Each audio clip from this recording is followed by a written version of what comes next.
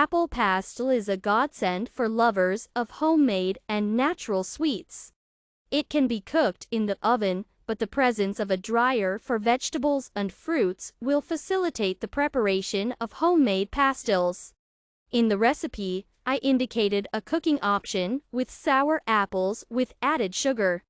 If you take sweet apples, then you cannot add sugar at all, and we will get an excellent dietary version of apple pastille, which even children can enjoy. To begin with, I'll tell you about apples. Today, I was making a pastille from quite sour apples, so I added such an amount of sugar. If I make a pastille from sweet apples, I don't put sugar at all. In general, sugar is a matter of taste, whether to put or not to put and to what extent.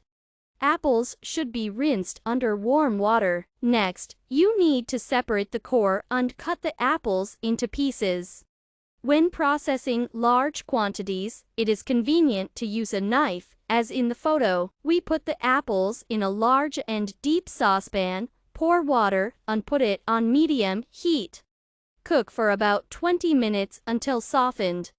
It is important to mix the apples periodically so that they are evenly boiled and do not burn. Next, add sugar and mix everything well. Cook for another 10 to 15 minutes, stirring constantly. Turn off the fire and let the apples cool down a little. Using a blender, we puree our mass to a homogeneous state. We lubricate silicone mats with a small amount of sunflower oil, on which we will dry the pastille. We spread part of the applesauce and level it with a spatula. I put about 3 ladles of mashed potatoes on one mat.